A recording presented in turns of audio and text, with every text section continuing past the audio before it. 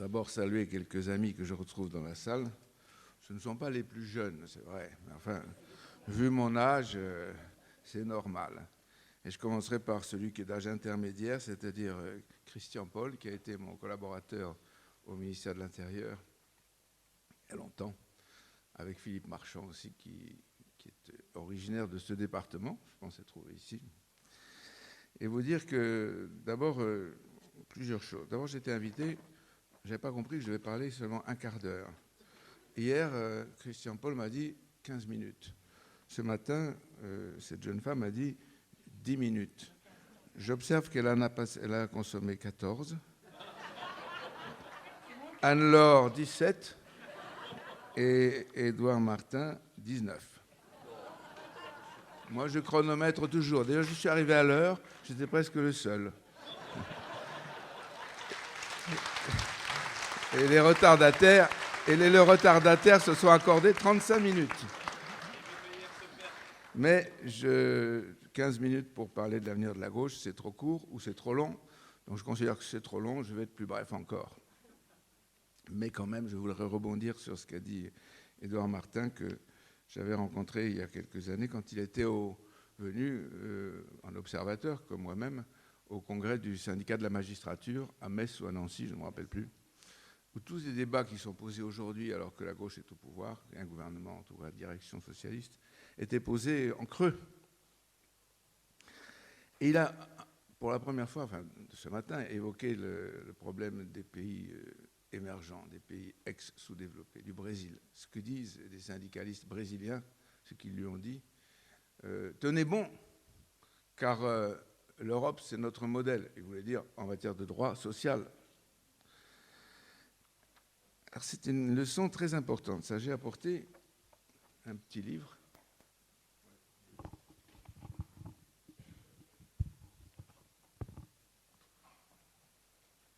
Beaucoup de gens considèrent que le droit social, le droit du travail en particulier, qui est une partie importante du droit social, et il y a aussi le droit de la sécurité sociale, le droit des prestations sociales. Ce droit social qui est une invention récente, il n'existait pas au XIXe siècle. Il est né en effet au moment où le capitalisme a développé le salariat, qui n'existait pas auparavant, et a développé les conditions de travail terribles qui ont amené les accidents du travail. Et les premières lois du droit social, c'est des lois de sécurité physique avant de sécurité sociale et financière. Et ce droit social, il est présenté comme ringard, ou pire, un danger. Aujourd'hui, vous êtes servi par les circonstances, parce que les déclarations de Macron récentes, on dirait que vous êtes intervenu auprès de lui pour qu'il vous... Mais 48 heures avant, c'est Gattaz. Alors, tu t'es payé Macron, moi je vais me payer Gattaz. Je cite ce qui était dans le Sud-Ouest. Moi, quand je suis dans la région, je ne lis que Sud-Ouest. Gattaz, hier, au MEDEF. Un code du travail de 3500 pages est une hérésie mortifère pour notre économie. Le problème, c'est que le code du travail n'a pas 3500 pages. Ce sont des mensonges incroyables. Le code général des impôts, si on le gonfle de livre des procédures fiscales, moi c'est pas mis dans ma biographie, mais avant tout, moi je suis magistrat de la Cour des comptes, j'ai passé des années à m'occuper à peu près que des impôts. La législation fiscale, elle est infiniment plus complexe, les plus lourde et plus compliquée, plus changeante et plus illisible encore que le Code du travail. Mais une donnée de fait, le Code du travail n'a pas 3500 pages. Ce qui est vrai, c'est que sous la reliure rouge des éditions Dalloz, avec le titre Code du travail, est publié, mis à jour chaque année, un gros livre qui en effet peut faire 3000 pages, 3300, et qui contient, outre le Code du travail, toute une série de notes de jurisprudence, d'explications, de commentaires, etc. Ce qui veut dire qu'on peut penser à cela que M. Gattaz n'a jamais ouvert le Code du travail.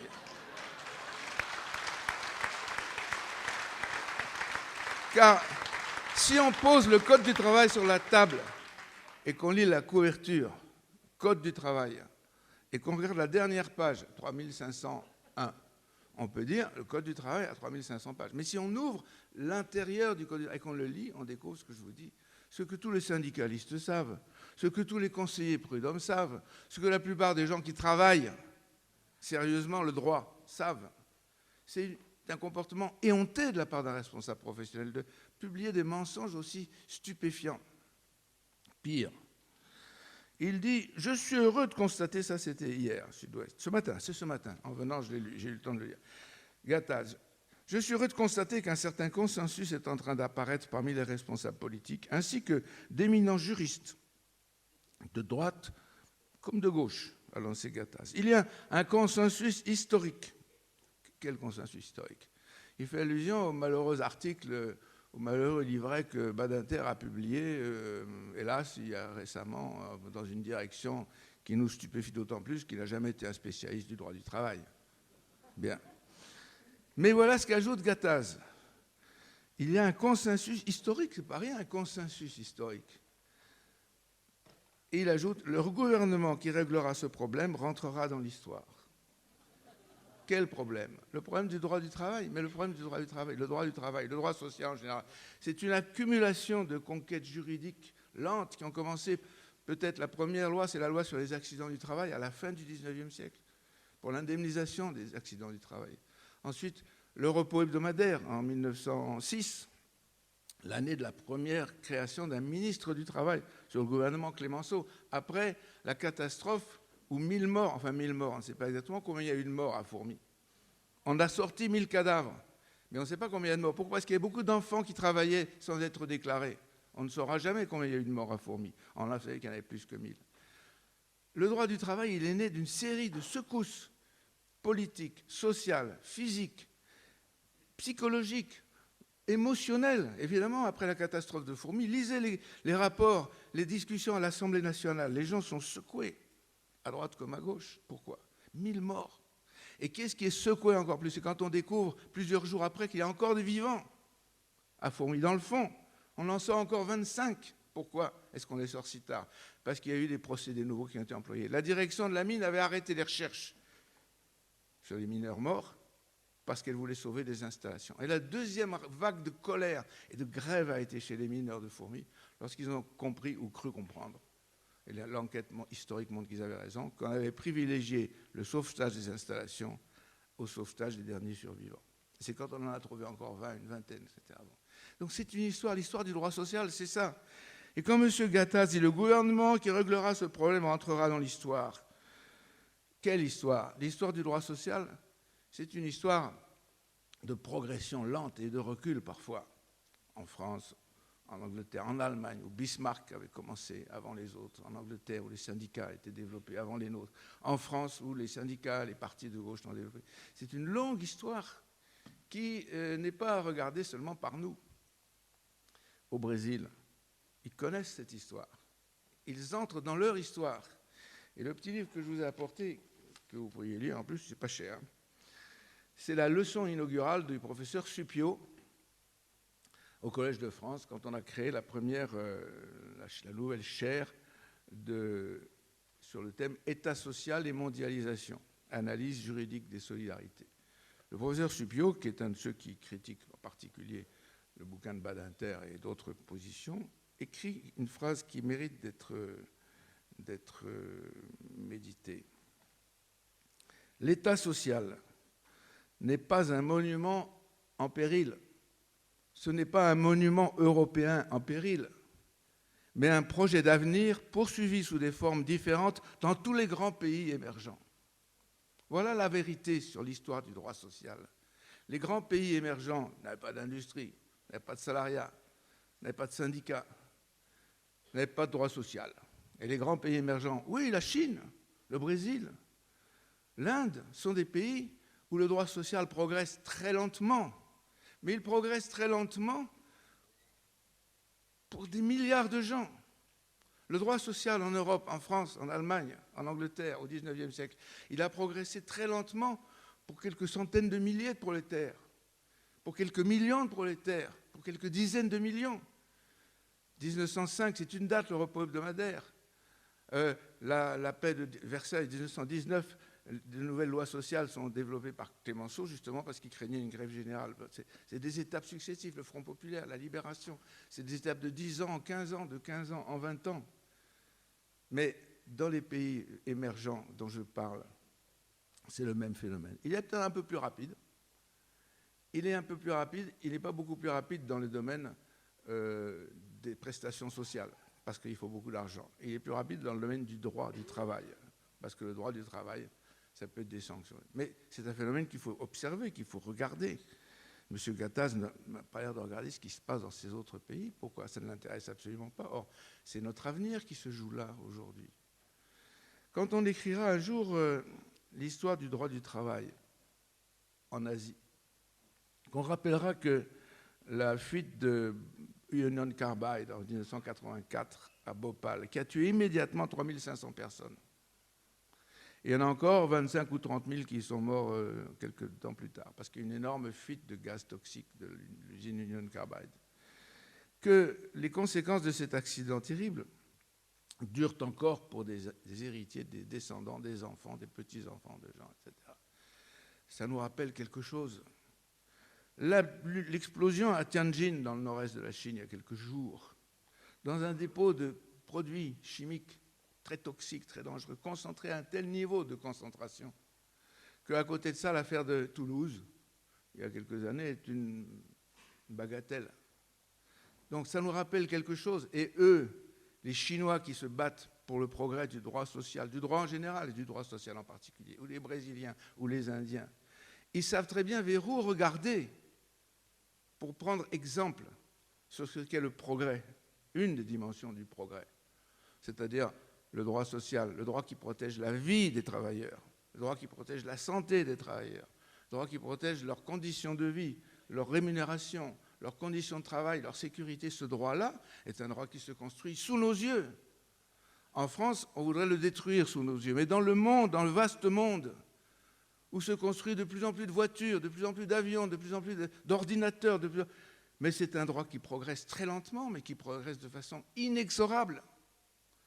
Si l'Europe est un exemple pour tel syndicaliste brésilien ou indien ou chinois, c'est parce qu'elle a été le lieu où, sous l'influence de constitutions économiques nouvelles, la technologie, la technique, la mécanique permettant de mettre au travail des centaines, des milliers, des dizaines de milliers de gens, de les exploiter durement, de leur faire quitter les métiers de paysans qu'ils avaient pour les concentrer dans des villes, en les traitant mal, en les surveillant, en leur envoyant, non pas la police, à l'époque ce n'était pas la police qu'on envoyait comme une guerre, on envoyait la troupe. On envoyait la troupe pour tirer, on envoyait la troupe pour sabrer. Si ça ne suffisait pas, on envoyait la troupe pour fusiller. Si ça ne suffisait pas, on envoyait l'artillerie pour bombarder à mitraille. C'était comme ça. Mais c'est ce qui se passe dans certains pays émergents où le droit émerge.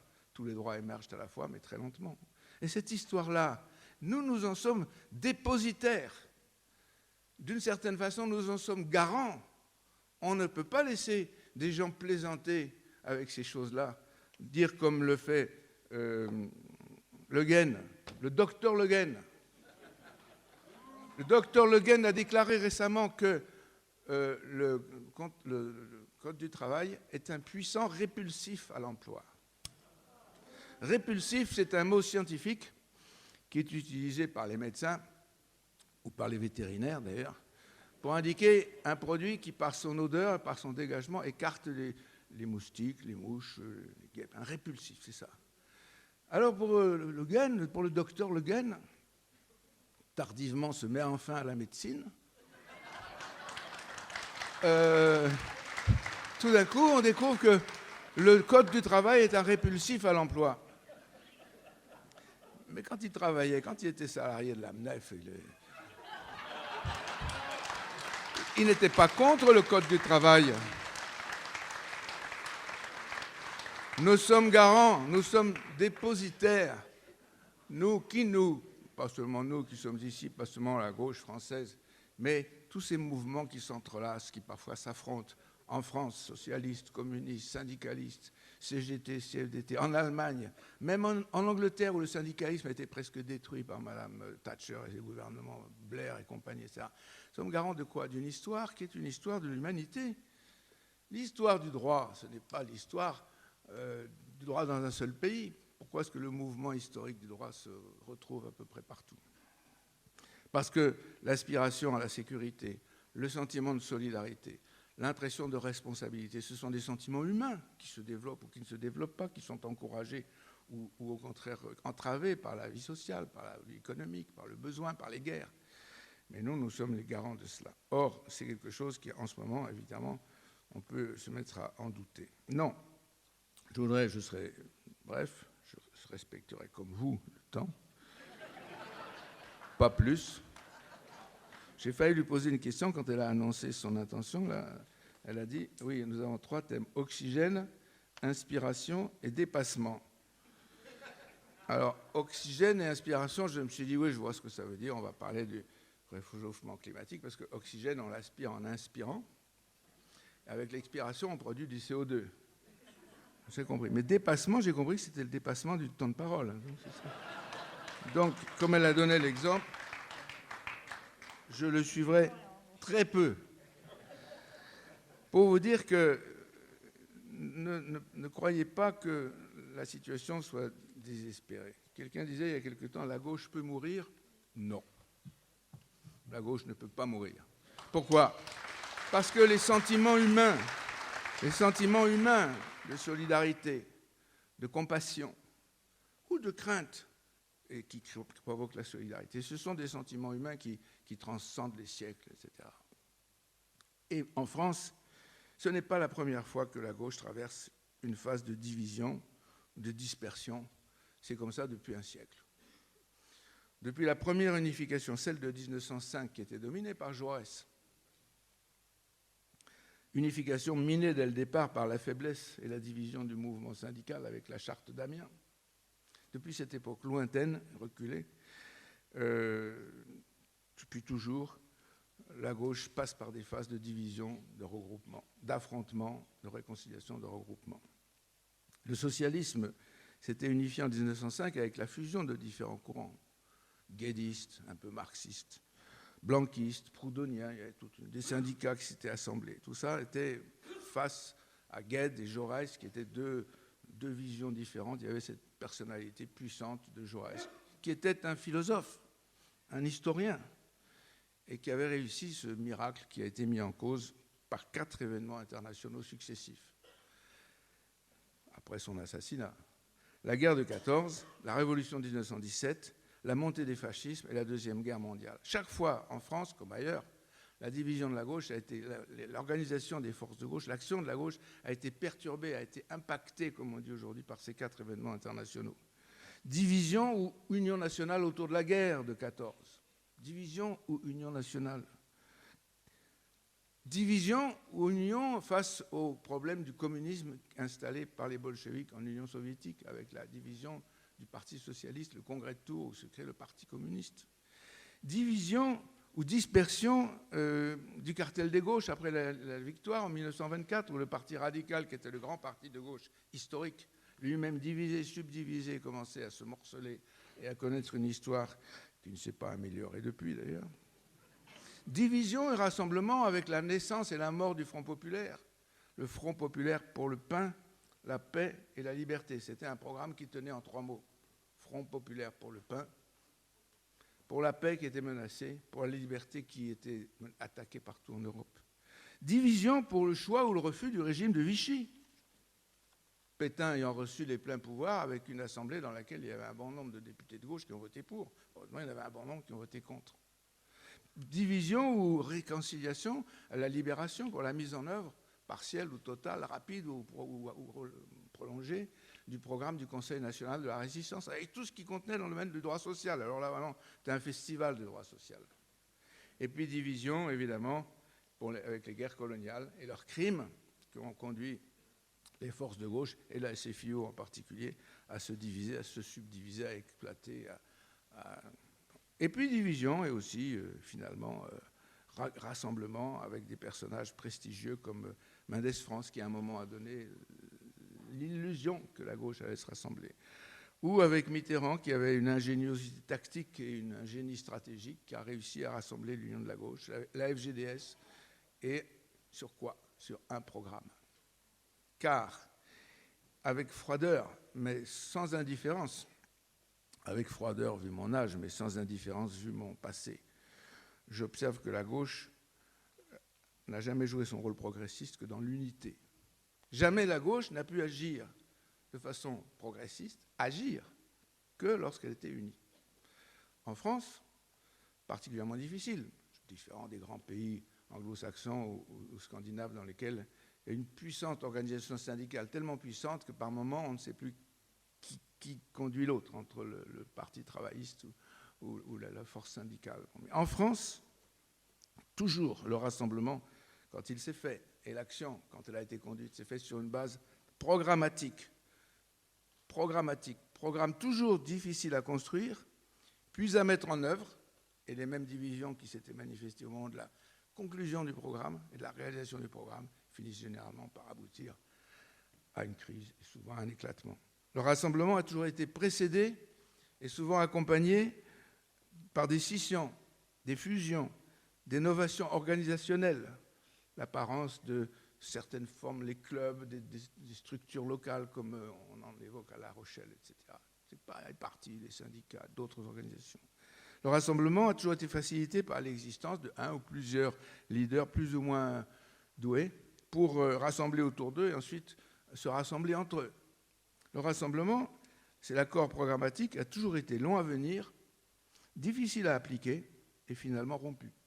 Il n'y a pas d'autre exemple. Il n'y a pas lieu de rêver qu'un jour il va y avoir une union de la gauche qui va aboutir sans trop de problèmes à un programme, qui va prendre le pouvoir grâce à des élections et qui ensuite va continuer dans une espèce de parfait amour à avoir une continuité indispensable. Pourquoi ? Parce que tout gouvernement est soumis à des contraintes, à des chocs intérieurs, économiques ou sociaux, extérieurs, la guerre, qui fait que des éléments de division interviennent entre une partie de l'opinion est découragée, est démoralisée, est désespérée, est déçue, est critique. Et par conséquent, la vie démocratique, c'est la vie démocratique qui consiste à faire que, effectivement, périodiquement, on rebat les cartes, périodiquement, on redemande aux gens ce qu'ils souhaitent.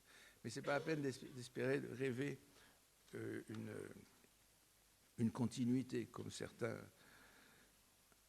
Donc, union, programme, le reste suivra. Le reste sera, soyez-en sûrs, au rendez-vous. Mais on ne sait pas quand est le rendez-vous. Et le reste, un jour, sera remis en cause par les mêmes qui l'ont construit. Et on ne sait pas ceux qui l'auront construit. Ce que l'on sait, ce que l'on ne peut pas douter, c'est que ceux qui entreront dans l'histoire, ce ne sont pas ceux qui tenteront de remettre en cause durablement dans un pays comme la France des acquis qui appartiennent à notre histoire, pas à notre histoire française, pas à l'histoire européenne, à notre histoire de l'humanité. Ceux qui entreront dans l'histoire, c'est au contraire ceux qui feront franchir de nouvelles étapes, soit dans notre pays, soit pour d'autres catégories sociales, soit pour dans d'autres pays. Et ceux qui entrent dans l'histoire, il faudrait rappeler à M. Gattaz qu'il y a quand même plusieurs façons d'entrer dans l'histoire. Il y a plusieurs façons d'entrer dans l'histoire, sans aller jusqu'aux extrêmes en parlant de Hitler. On peut entrer dans l'histoire comme Mitterrand, qui a commencé à Vichy. C'était pas terrible quand même. Puis qui est entré dans la résistance, ça c'était nettement mieux. Et puis qui a traversé la 4e République, ça c'était pas très long. Qui a vécu 20 ans dans l'opposition sous la 5e République, et qui a réussi à rassembler la gauche sur la base d'un programme commun et à faire ce qu'on a pu. Ça vaut mieux entrer dans l'histoire comme ça que comme ceux qui commencèrent à la SFIO avant la guerre de 14, naviguèrent ensuite dans le cartel des gauches, sabotèrent le Front populaire et finirent à Vichy, on sait comment. Entrer dans l'histoire, ce n'est pas un but en soi, pas plus que de devenir milliardaire, comme proposait.